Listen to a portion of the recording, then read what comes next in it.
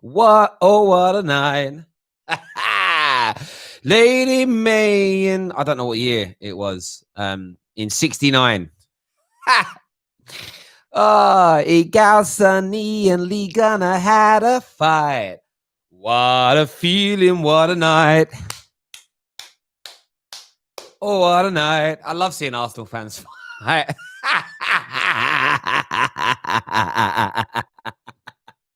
It was interesting.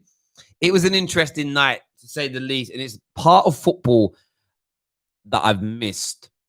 I miss being face to face with my friends. I miss being in the pubs. I miss being at the hot dog stand, the pie stand, having these same conversations. You know, when people see this stuff on social media, I think the overreaction to it sometimes is the fact that maybe people don't have a group of friends where these kind of football debates and conversations happen, because with my group of friends, this is what every Saturday and Sunday was like. We'd always go to someone's house if we weren't at games, we'd get drinking, food in, and it would just be football debate. And often it would get like that. In terms of the big argument, it's been re-released later as its own individual standalone video. I think there's a lot of good elements to it that we want to talk about. It was part of a nearly 3-hour podcast. So what we decided to do is re-release it. That'll be coming out later on today. If you saw it, great. Keep your eyes peeled. It's coming out a little bit later. And yeah, it was interesting. It really, really was. I want to speak about not so much the conversation between the two of them. We can speak about that if you want.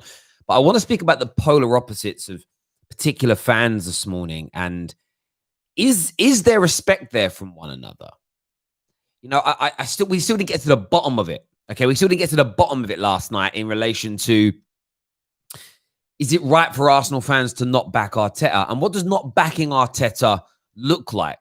Does that mean they want to lose every single game to be right? Or does that mean, listen, I support the team, I hope we win, I just don't think he's good enough. And even winning 4 or 5 games on the bounce, winning an FA Cup isn't going to make me think he's good enough to get the club back to the standards and the levels that I set. I don't think that's an unfair way of looking at things. And like I've always said on this channel, I don't necessarily mind people that don't think Ollie's good enough. My issue has always been people that don't give him any credit for anything good that he does. Now, if you feel that Lee Gunner and people in his camp think and feel like that, go for it. But I want your views and opinions right now. Are fan channels like ourselves, are they good fan forums to give people a voice and to be able to speak? Do you think they create more toxicity for the football clubs in themselves? I'd love your views and I would love your opinions on that. I truly, truly would. I'm very, very intrigued to know what people think in relation to that. Skype lines are open, so you can give us a call right now. I'm sure lots of you tuned in and watched that show last night. I think we had about nearly 3,000 people live watching us as that was unfolding in front of our very eyes. And I'll be honest with you, I enjoyed the debate. I thought Egal, by the way, it was so good to see Egal stand by his points, step up in those ways. I loved it.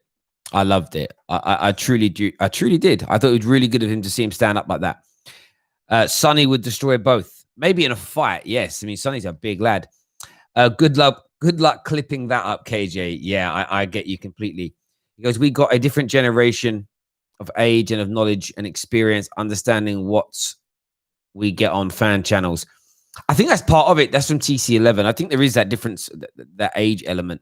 I think what Lee was really griped about last night, in my interpretation, was being called a fake fan, a disgraceful fan, not a real fan, twerking for rivals. It's why it was very hard to get Lee off subject last night and get him back onto some of the other points, because Kesh was trying to have a conversation with him. The problem is, if you ever tried to have a conversation with a friend, so you got 5 of you there, right? And you got 2 of you, 2 guys that are going at each other, and then somebody else trying to keep it calm. Kesh was trying to ask really good questions of Lee, but I don't think Lee was in the mindset at that point, because he'd been just, remember, he got called out when he wasn't even on the show, and then called out when he came on the show, teased when he was on the show, belittled when he was on the show, and he snapped back. And I think that, the reason that we removed Sonny from the stream is because he mentioned his misses, and they're being personal, calling someone a name, ridiculing someone, saying they're a disgraced fake fan, bellend, whatever it may be. But as soon as you start bringing someone's misses into it, it's a case of I'm not going to have that, because that individual's a complete innocence in that. Especially when it's a heated, if it's banter and you're joking with each other and you're both on the same side, it's cool. But when it gets to that situation, that's the position that you find yourselves in. But yeah, I think both come across with some really good, and that's what was frustrating for me, is that we couldn't delve into their points because it became about point scoring and going at each other. I think because for me, Lee's quite fair in the sense that if he gets it wrong, and it turns out Arteta is good enough, he will say, I got it wrong. He won't kind of bend and change and twist to try and fit his narrative. It's just, I'll congratulate the team when they do well, but you're not going to get me on this train that Arteta is the next coming of Wenger or Pep or whatever it may be. But I want your views. I want your opinions on everything that you heard last night, but not just from the personal side, those two, the Arsenal opinion. And I also want to understand your thoughts on the fan cam phenomenon, the fan channel phenomenon. Are we good for football? Do we give you anything? Do you learn anything from the content, the rants, the arguments? I mean, we learned some stuff in the history of Arsenal last night from Lee as an example. But I think you're also right. There's a younger generation of fans that want to support the team in a different way. And I don't think we should necessarily disrespect that. But at the same time, I think you have to pay homage to the older generation who have been there, done it, and worn the T-shirt and have the experiences. Let's go through some of your live comments here. Mahir Zain says, Lee Gunner, much love, my G. Sonny had to be removed. That was underhanded. No, it wasn't. Millis is as soon as he said, "Don't like f you, f this and f your misses," I was like, I can't. That's too far for me. I had to remove that. That's just my view on things there. And do you know the interesting thing with Sonny? Sonny was making some good points. If Sonny just kept his cool and answered the points back, I think it would have been okay. Rohan here says, new member here. How do I watch the remaining stream? That will be re-released later on today as a standalone video so people can focus on it. So we're going to, the way we're going to edit it is have the bit where they call him out and then when Lee comes on, so that it's not, because really, if you watch it, you can't just go to the argument. You have to watch what Sonny and Egal were saying 45 minutes before that. So the whole thing kind of leads up into that. If you're not receiving notifications, I know a lot of you are not getting notifications, sign up to our mailing list in the link in the description below. That's how we're sending out our, that's going to be how we send out our notifications moving forward. On top of that, we've got a big competition starting very, very soon where you can win a PlayStation 5 amongst other things. So make sure you go and sign up to that right about now. I'm actually checking over 1,000 people in the last few days have signed up, which is absolutely phenomenal. So a big thank you to each and every single one of you who has gone and done that for us. You can go and sign up right about now. We've got a man like Mo on the line here. Mo, what you saying, bro? What's going on, Terry? You're good, yeah? Mate, I'm great. Did you manage to catch last night's show? No, I was at work, sorry. Man. That's all right. You got to say sorry for it, work, bro. Yeah, we'll be out later on again today on the Clips channel. So if you're watching and you're not subscribed to the Clips channel, go and get that done now. I wanted to get your thought on this. So do you think sort of fan channels and fans being able to give opinion regardless of how polarized they are, do you think they're a good thing for the football space?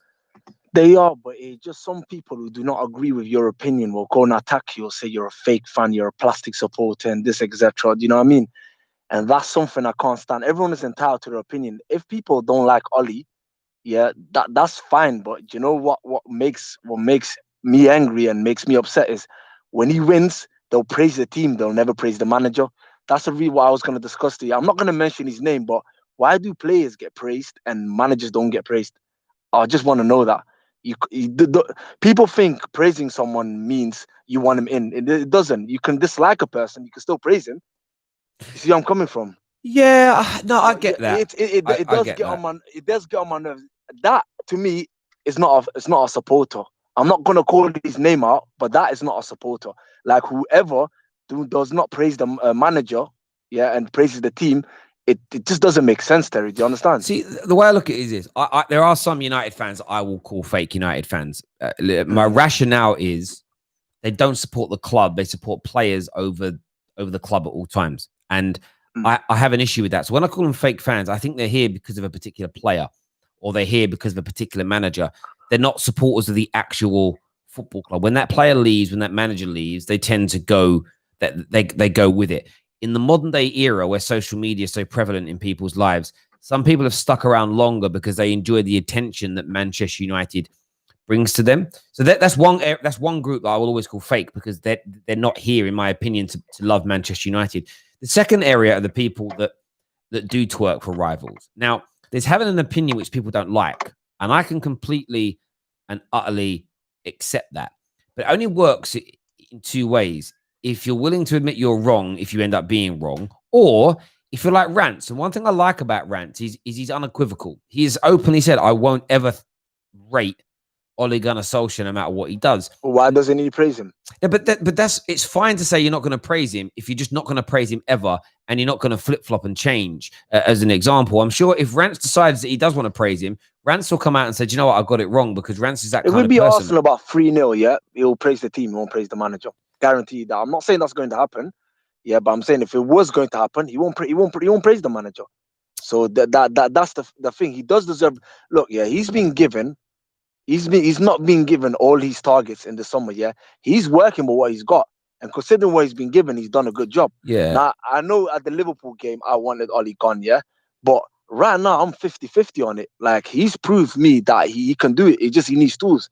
Like, you see where I'm coming from? But onto the game for Sunday, man. I don't know how we're going to line up, Terry. So I was going to ring you. I don't know how we're going to line up. Yeah, like, I would love mate, to nor see. do I. I've been thinking about it this morning. I can't 4-3-3, 3-5-2, 4-4-2 diamond. It could literally be any formation with us at the minute. What's great about that, though, is it makes it harder for Arsenal to plan.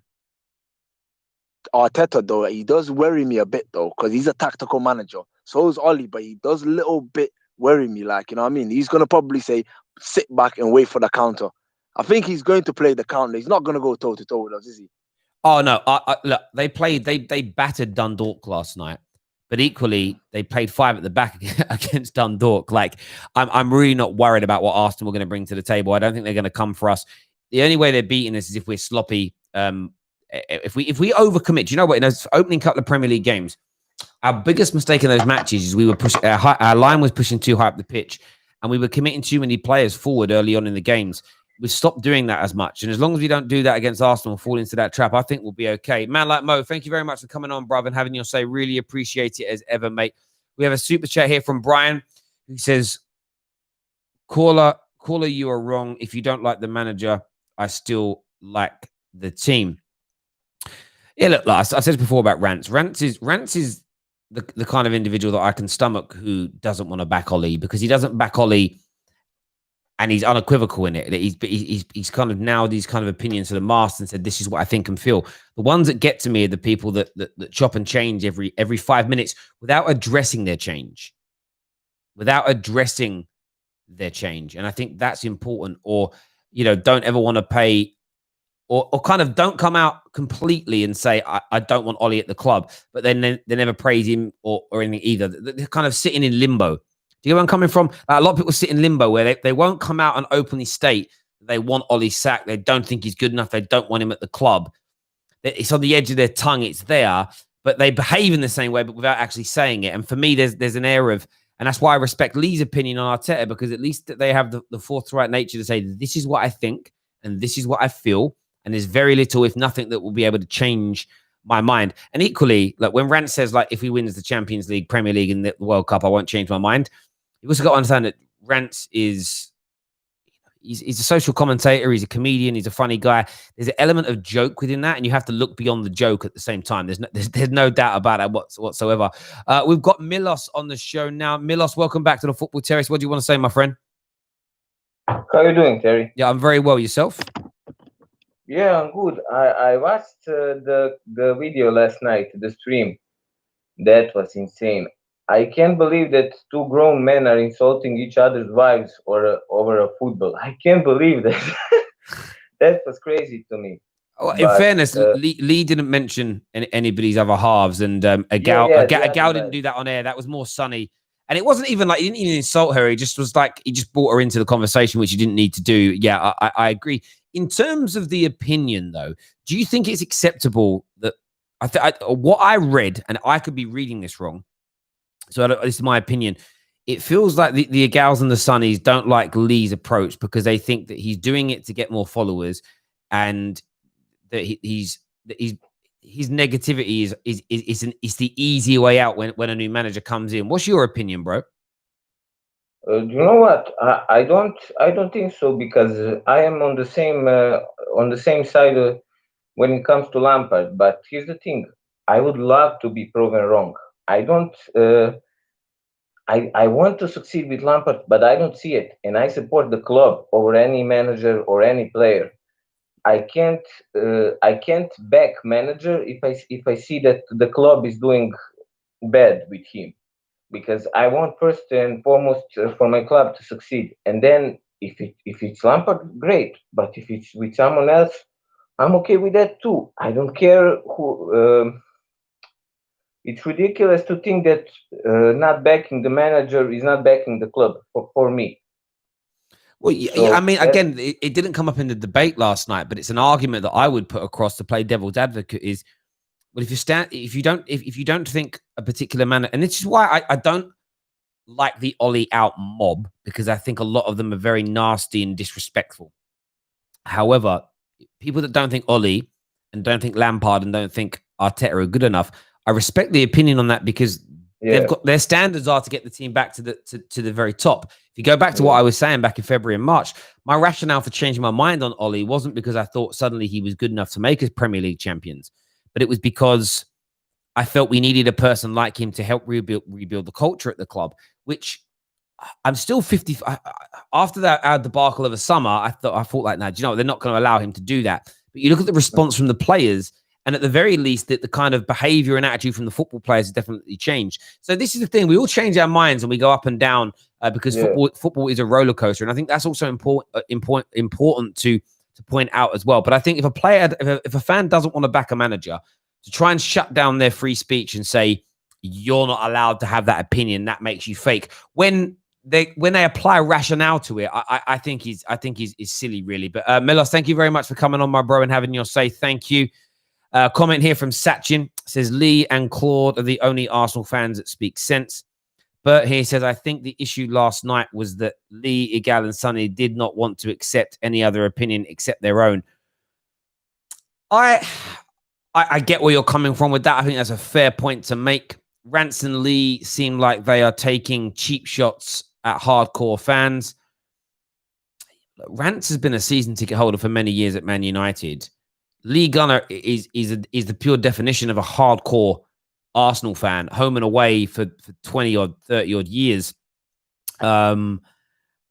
He just doesn't rate the manager that's come in and doesn't want to get on board the kind of, and it's something he points out that nobody talks about. He doesn't want to get on board the PR bus. And we all laughed at Arsenal fans this summer. Oh my God, Pierre-Emerick Aubameyang stayed because him and Arteta are such great friends. No, it's because you paid him the money, but you bought into the PR. That's the element that stands out to me massively. Rohan here with another super chat says, Lee talks facts. Mike L. Southgate is ruining. Oh, Mikel Southgate. Sorry, there we go. Sorry, I didn't quite get that. It was a Michael. Mikel Southgate is ruining Arsenal Football Club. What's interesting, though, is that Lee's opinion on Arteta is starting to catch fire now across the Arsenal fan base. I can see the murmurings from people about that. I really can. Egal really said that Van Persie played for the Arsenal Academy. Yeah, he did. He did. I think he got a bit confused by around what I meant by academy player. But yes, that was said. Sonny and Egal knew exactly what they were doing, calling Lee out, is what James says. Yeah, they did. And listen, I had a laugh last night. Barring a few of the insults, I had a laugh. It was a bubble. C Slicks Music, thank you for becoming an official member of the Football Terrace. It means a great deal to us that you sign up and you do that, my bro. Thank you very much indeed. It means the world to us. Comment here says, do you have to be a member to call in? No, you don't have to be a member to call in. No, anyone can call in. Terry, come on, man. You instigated a lot of stuff and then drop 4 videos a day about Ollie out when Man United are in the mud. We're here to discuss fan opinion, what's in the news, what's being said. And if a news article is trending about Ollie being sacked, we're going to talk about it and give my opinion. So go by my opinion as opposed to the content that we create. You know, what we don't want to do here is bury our head in the sands around big news that's around. You know, a few Liverpool fans called me out the other day saying, why do you keep talking about our injury crisis? We don't want to hear about it. But it's big news, so we're going to discuss it. It's as simple as that. And, you know, we're here to instigate conversation. We're here to allow people to have their opinions and say what they've got to say. Dan is here. Dan's on the line. What do you want to say, Dan? Morning, Terry. Morning, mate. What's on your mind? Oh, it's just yesterday, that live stream last night was hilarious. It was. Did you watch the whole thing? Yeah. Let me just say something with Arteta, right? What I told you yesterday about him not playing the right positions. For me, he's playing at 5 at the back, right? But the thing is, it's not working. I know defensively improved, but if we concede the goal, right, Terry, we've got a problem because we're not creating any chances, right, with playing that 5 at the back. And it's not just not creating any chances. When we do have the chances, they're not actually finishing them off. For example, Lacazette against Liverpool, Aubameyang against Saka against Man City. Lacazette had 2 chances against Leicester the other night. So if they put away their chances, which they should, because they're easy chances really, and the quality of these players, they need to be finishing them. Maybe you can understand that far at the back. But clearly it's not working. Yes, we're conceding less goals, but isn't it not better to play four at the back and maybe instead of play Partey with someone like Joe Willock or Emil Smith Rowe? Try it out, because we're not creating anything. What's the worst that's going to happen? And you play Leno in goal, Tierney, Gabriel, Luiz, Maitland-Niles instead of Bellerin, and you place Partey and you have like someone like Joe Willock and maybe I think there are options there. Try and create some more. Dan, my view, and I've said this for many months now about Arsenal, and again, this is where Arsenal fans have infuriated me on the opinion piece, is I haven't been trying to score points. I haven't been trying to put you down, but I saw this pragmatic approach. And I said that at the time, you're doing it because you don't have the personnel man for man to go toe to toe with a large percentage of or a considerable percentage of the Premier League teams. And all I've been told from day one by the positive Arsenal fans is you will see this change and turn this season into a 4-3-3. And I'm always willing to accept what fans say about their own club over my own opinion to a point, because you're watching and studying with a much finer tooth comb than I. But what kind of stands out to me massively on these things is you play Dundalk at home in the Europa League, a perfect opportunity to go 4-3-3, a perfect opportunity to be more. Now, of course, you were the more attacking and more aggressive team, but your shape was still that you play away against Liverpool, which tells me this is Arteta doing everything he can, game in, game out, to make this system his go-to. And there's 2 things that worry me about that. Is one, how long Arsenal fans can stomach pragmatic football, especially if you're doing it against smaller teams. And because initially we just thought this is going to be against the bigger teams only, and most Arsenal fans could take that on board because your top 6 record in the last 5 to 10 years is not particularly great, especially away from home. The second element that would concern me about that is, does Arteta have a plan B? Because we don't really ever see anything change. We saw him go 4 at the back against Leicester because of an injury, and bang, suddenly you started getting the game almost changed. Yes, Vardy coming on didn't help, but the game almost changed. Does he have a plan B? Is that element of Arteta going to be a lot more like Pep than Arsenal fans want it to be? That if plan A doesn't work, there's nothing else to go to. And I don't think it's unfair or wrong for Arsenal fans to have these conversations and ask these questions. And that's the one thing I would say. It feels like if any Arsenal fan does say that at the minute, the mob on social media come down on them. Stop being negative. Stop asking those questions. And I just think they're fair, to be honest with you. But Dan, my bro, thank you very much as ever for phoning the show. Really do appreciate it. We have Brenton here. Brenton Lalu, who says, Terry, I just want to say thank you. Your channel has kept me upbeat during lockdown. Also, I think Arteta is doing all he can with some players. And I hear that point as well. And that's where I'll defend Arteta. That's where my balance comes in, because if Arteta opens this team up, I think Partey's top-level player. Aubameyang, top-level player. Lacazette, I thought was, but isn't. Pepe isn't.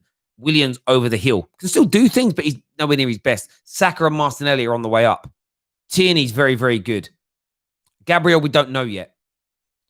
But you start going deeper than that, and it is rank average. And the reason that Arteta's having to play this system at such a regular basis, if you open up, more teams will beat you. And I think there's this overflated opinion from Arsenal fans that things have improved exponentially.